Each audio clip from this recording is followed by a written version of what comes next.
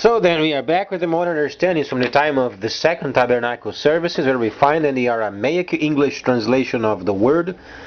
This translation comes from the original manuscripts of the prophets of the Israelic lineage. So then we can understand the time of the end as per YershiYahu the prophet.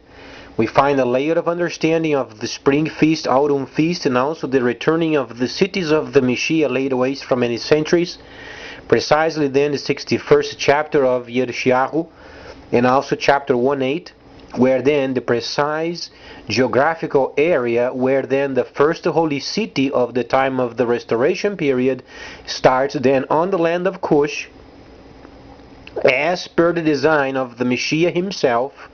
When he came out of Jerusalem, he came out as the living tabernacling, and he then went to Mount Gerizim, indicating then tabernacling had left Jerusalem and became then worldwide. Afterwards then, for some time, for 1,000 years, there were no cities from 1009 to 2009. And then after 09, we find ourselves then expectantly waiting for the holy city on the land of Cush. So then, nations also they were included in this holy plan, however, not as people of the holy cities, but they are included as then nations, obviously refurbishing themselves, because at the point where then the nations then began to gather themselves and began then their refurbishment, then shows the entire world being reconstructed in terms of the understanding of yet the new world coming. So the reference point is always tabernacling, the presence of the Creator himself. Then we find ourselves included in the plan, and this was then shown in YershiYahu chapter 1:8, where then even the heathen were then included as those who are then taking care of the service area. So then try to understand service and testifiers. Make the link of those who are Gentiles then serving or testifying on behalf of the Messiah.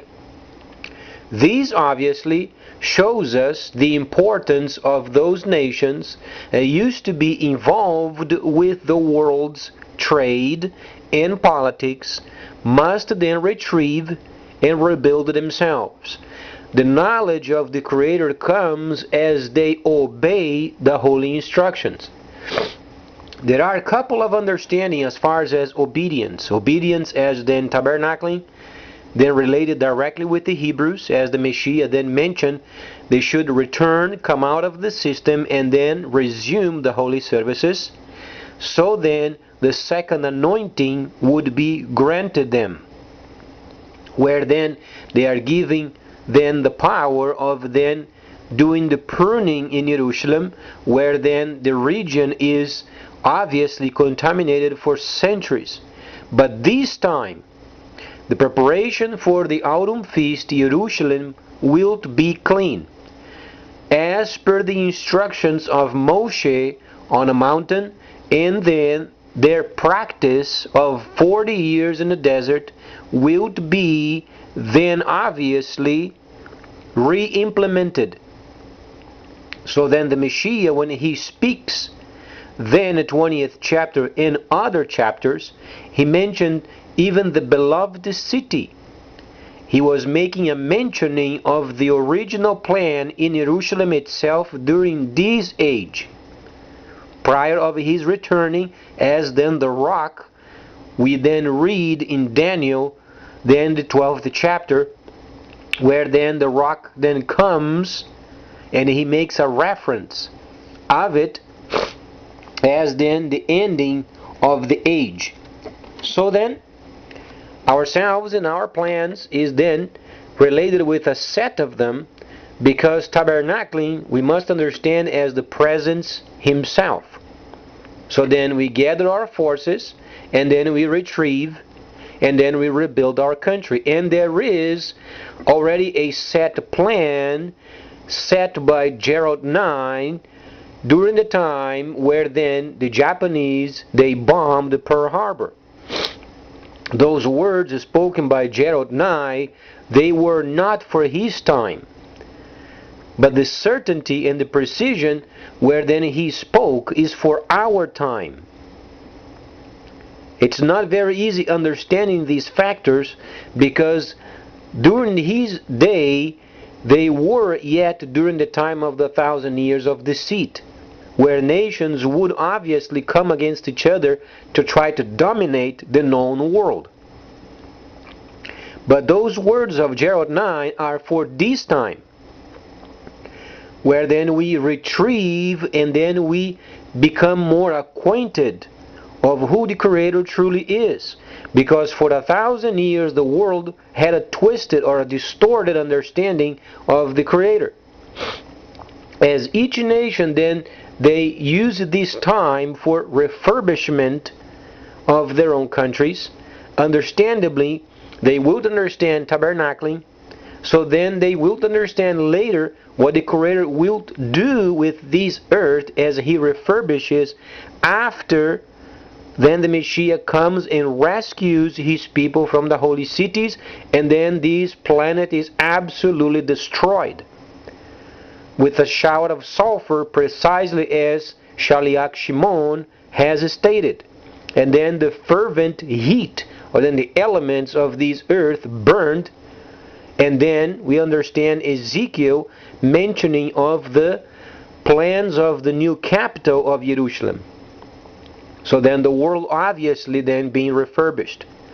So it is the refurbishment not only of nations of this time, and the objective is, as they do, they link their work of refurbishment with what the Creator is doing via tabernacling.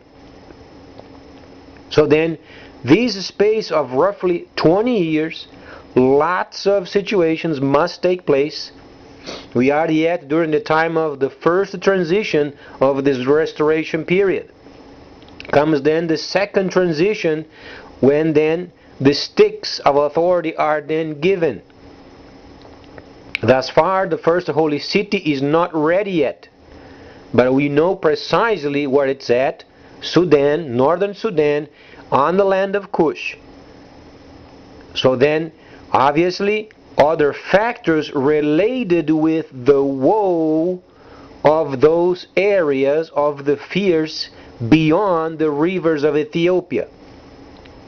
This woe, there is a section of it where we must be very acquainted, understandably then DRC. If you observe the map of Africa, you find there is a bit of a distance from then the land of Cush and the southern area beyond the rivers of Ethiopia. You find the land of the fears. And there is a woe indicating what's coming. And then if you study very precisely then the prophecy of Daniel, you will understand he said, related with a trade. Daniel was then a politician working for the kings. Many kings he worked under, and he was an expert of trade. And then later he mentioned at the end of the 1,000 years of deceit would have a peak of knowledge where then computers would be used. Daniel did not say computers, but Daniel mentioned of the knowledge that should increase. In our age, after the 1,000 years of deceit had ended, 08, 09, truly there was a peak of knowledge. And then combining these with trade, there is only an answer only. A virtual, decentralized monetary system worldwide, guided by the dragon, and then trade online. With this understanding then, shifting to DRC, what do we find in DRC? The most richest area in this world as far as minerals, rare minerals, coltan, and many other kinds of ores used for electronics. And then you understand the 11th chapter of Daniel related with the kingdom of the north, then is going to subdue the kingdom of the south. Not because they are enemies. They are not enemies. But the understanding is because the other nations' involvement with the DRC. Then you understand the woe related with then YershiYahu 1:8. It's precisely for the time of the restoration period. So what goes on? We must be acquainted with the relationship of the designers. China is a designer, the dragon. Northern Kingdom relates with the security. And then the south, raw materials, and most importantly, tabernacling. But there is an area of DRC, the richest of Africa, where then when you read chapter 1:8 of YershiYahu, on the level of Gentiles, because woe to the land beyond the rivers of Ethiopia, he was making a reference of the Gentile land, the land of the fierce. So then we must understand the importance of trade.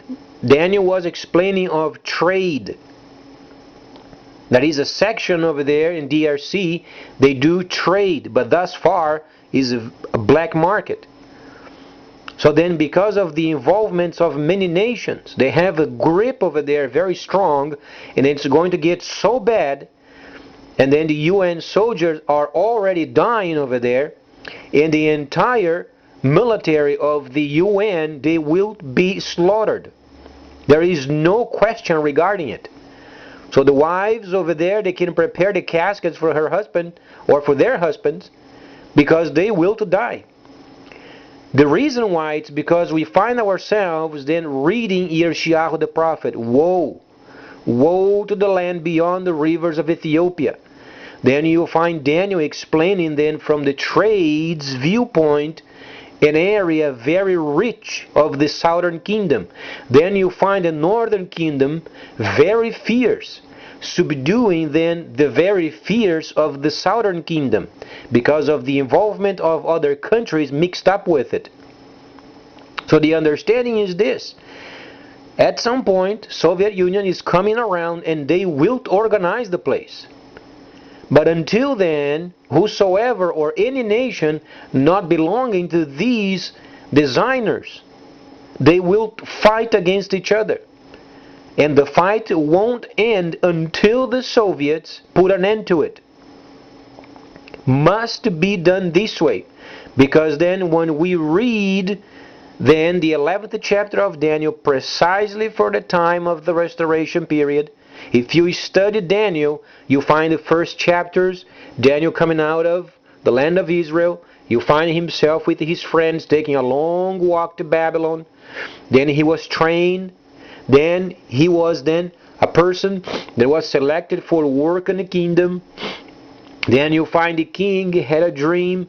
And then the whole story of the Gentile level mostly was then given to Daniel via the dream of the king, where then divine understanding was given then to Daniel, when then the king asked not only the interpretation, but then the king wanted to know if those people of his, those diviners, knew even what kind of a dream he had. So only the Creator himself could enlighten Daniel to give the interpretation and the dream. Then forms a structure of the entire section of the Gentiles. The third chapter is pride. You find the entire statue of gold. It's pride. Then you find the fourth, fifth, sixth, each of those related with a specific section of the statue. Then the 11th chapter, it is a refinement. We understand then the iron and clay, or the base of the statue, started when Rome then was destroyed.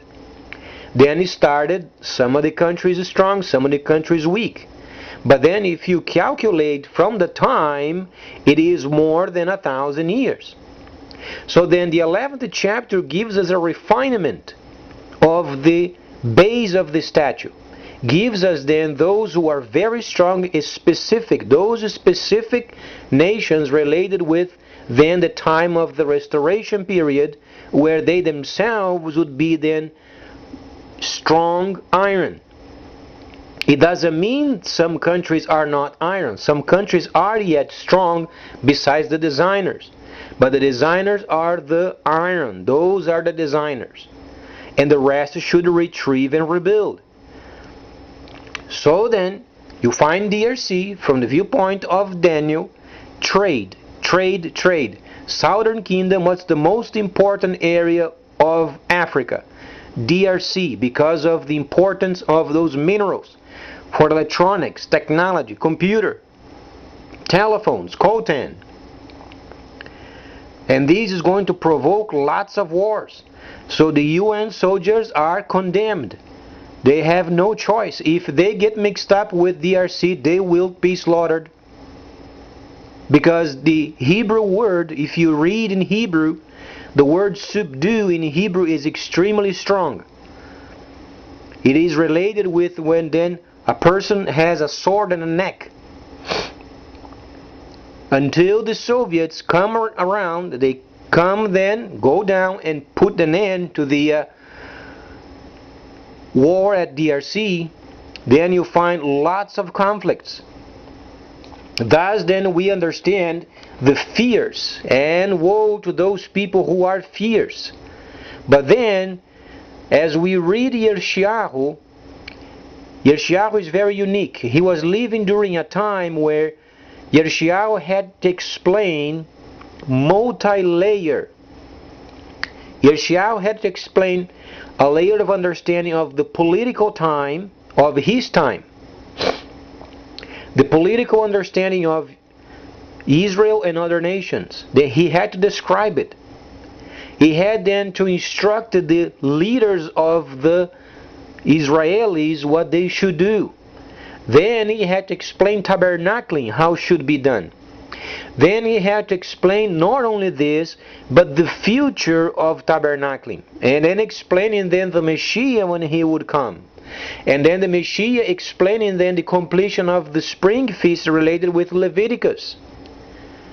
So YershiYahu is a very compact manuscript.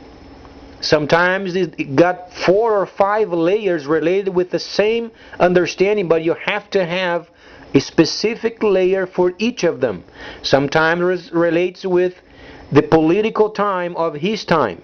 Sometimes related with the political times of the future of the Gentiles.